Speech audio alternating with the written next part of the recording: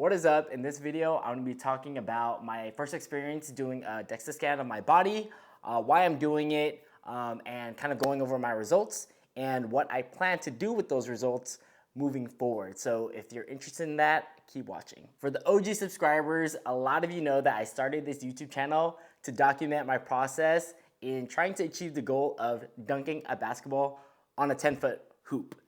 So I'm 5'6", which is not very tall, so being able to dunk on a 10-foot hoop is extremely challenging. So I made that goal in 2017. I just finished college. I moved to a new city and I was like, hey, I'm gonna work towards this goal.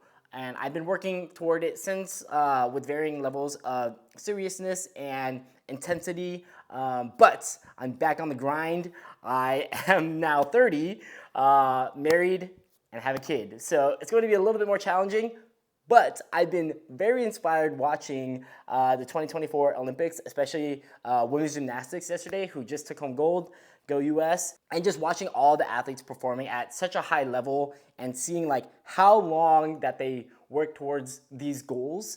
And I'm like, dang, that's kind of like me with dunking. Okay, I'm not like really comparing myself to like an Olympic athlete because they spend like 8 hours a day of training and like perfecting their craft. So this is like a very like small scale, like over 7 years I've been trying to dunk. Here's my journey.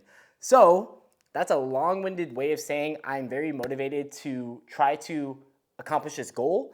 And throughout the years, I know that I've been jumping my highest when two things.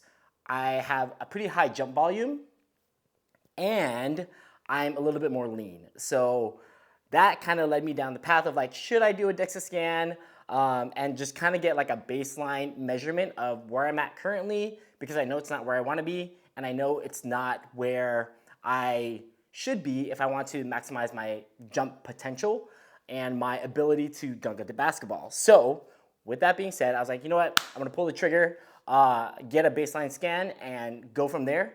So before the scan, I was around 170 pounds, and I know that my best jumping weight is around 160 pounds.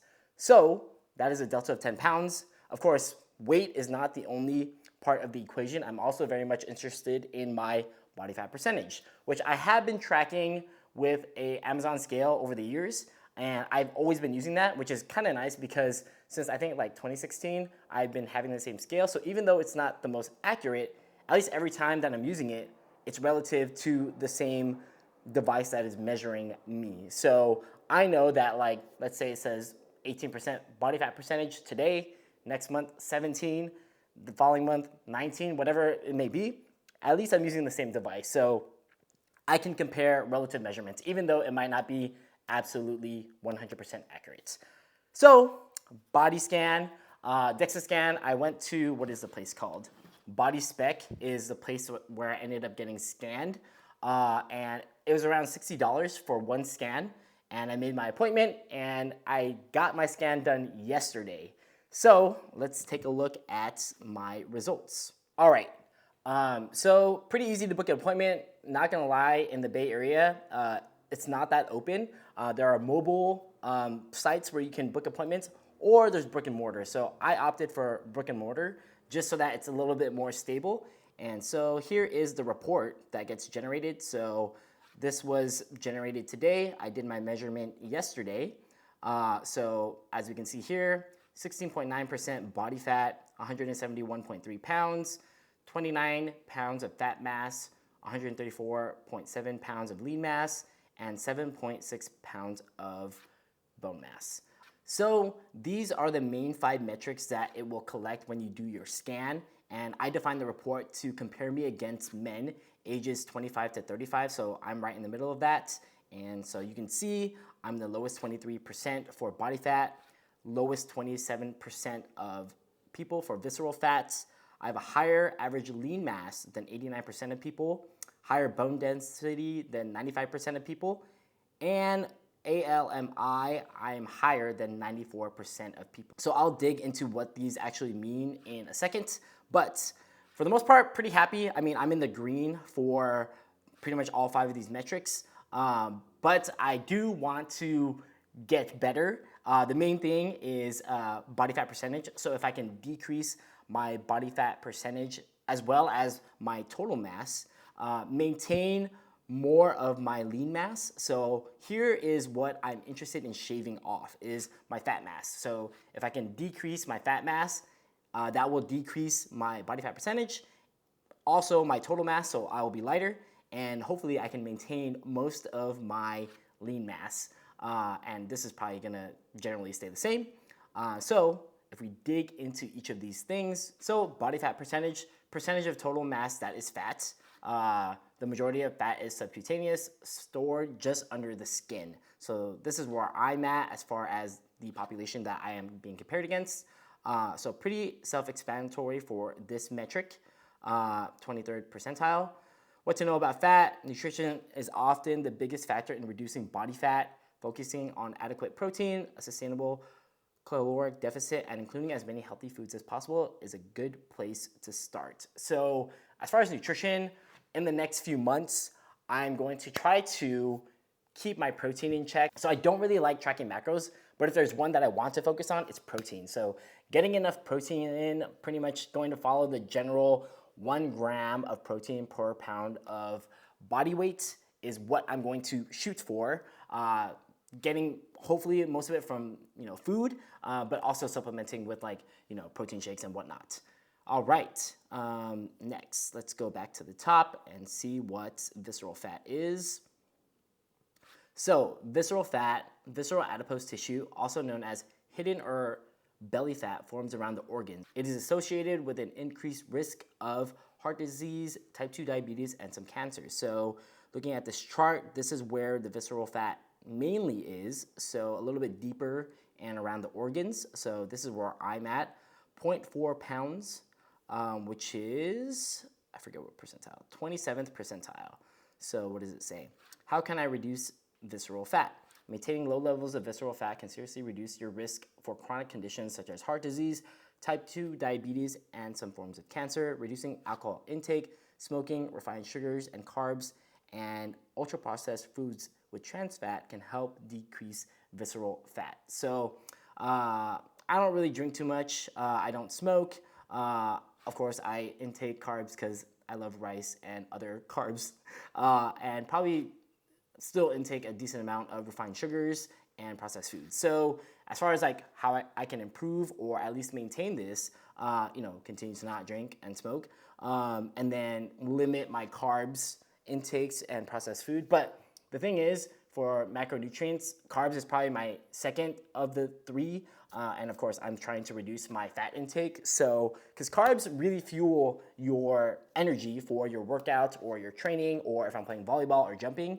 So I don't want to do no carb because I rely on carbs to be my main source of fuel. Lean mass index, or BMIL, is calculated by dividing your lean mass in kilograms by your height in meters squared. It is a height normalized measurement of your total lean mass. So this is where I am in the green, like we saw earlier, 89th percentile.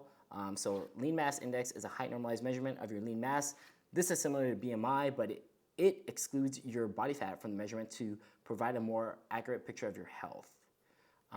Okay, cool. So this is probably my highest scoring metric. Bone density quantifies your fracture risk and lets you compare bone strength against a national population. The body spec whole bone density measurement is not diagnostic, but can still be used to gauge general risk.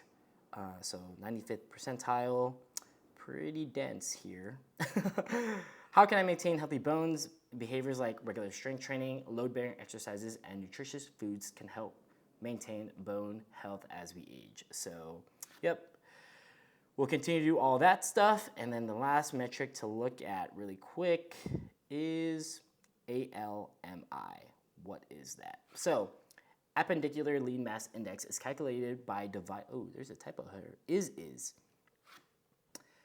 Calculated by dividing the lean mass from your arms and legs in kilograms by your height in meters squared. ALMI is scaled to height squared and is the most common metric used as approximation of muscle mass in sarcopenia research. And I think this is pretty much as we age, we lose muscle mass. Okay, so here I am still pretty good. Like we saw earlier, I'm in the 94th percentile. ALMI is height normalized measurement of your lean mass in your arms and legs specifically. Okay, so let's see. There's also this other section here that will kind of like see how you're doing. So key takeaways, your bone density is high. I'll let you read this. Lower risk of fracture. Your lean mass is high. Includes non-fat tissues like muscles, organs, and connective tissue. Vital for regulating metabolism, maintaining strength and endurance, and lowering risk of injury. And visceral fat is low. So want to keep these guys up. I remember reading this. I was like, this is kind of like a cop-out answer, but consistency is key. Okay. Okay, action items. Maintain low levels of visceral fat, kind of like what we said earlier. Maintain lean mass, okay. Support bone health. So, minimum 2 full body strength training sessions a week, which I do. And this is what I'm trying to do. I'm pretty sure I don't hit this right now. So this can be an area for me to make improvements for sure. And I'm going to track this in MyFitnessPal. Okay, so denser bones, lower risk of fracture. So yes, I do this. I do this. I do not run. And I don't track this, but hopefully I'm getting these. Okay, so the other thing I wanted to look at is they do generate also a PDF report that has other metrics that are not in this report. So let's take a look at that. So this is me, and you can kind of see where the fat that I could lose is. So purple here is the fat, the orange-ish is the lean muscle, and the gray is the bone. So right here around my upper legs, my hips, my ab area, and also around my arms, there's some fat that I can definitely burn off. So kind of we already know these things that we saw earlier. But what this does provide that the other report didn't is this part here. So I can see, like in my arms, how much total mass there are and the lean tissue. So this is definitely useful for when I take subsequent scans, like let's say in a month or 2 or 3, I will be able to see how my training, my diet has affected my lean tissue, my fat percentage in each of these areas, arms, legs, trunk, android, gynoid. And I'll define those later when we scroll down, but at least it gives me a starting point. And it looks like for body fat percentage, the trunk and the android might be the 2 areas where I can see a lot of improvement, which is probably where all this purple is. So let's find out. Okay, android, this is the lower abdominal region, okay? Gynoid, fat that is concentrated in the hips, upper thighs, and buttocks. So exactly where we saw in my diagram where most of the extra fat is. So definitely areas that I want to improve. And then if we look here, the bone report, this is like related to bone density. And yeah, I am quite dense because I don't really know what the Z-score means, but you can see like based on the population, like, yeah, I'm in like the 100th percentile if I'm reading this correctly, because my Z-score is a 3.7 and most people are here. So I'm not even on the chart. But yeah, continue to like, weight lift and do heavy weights. So this was also what I thought was really cool is the muscle imbalance report. So it says here, small imbalances are common. Larger imbalances greater than 2 pounds may indicate muscle injury and developmental imbalance. I was looking at this last night and I do not have any large imbalances according to this. So like my right arm, 12.2, and my left arm, 11.7, so 0.5 difference.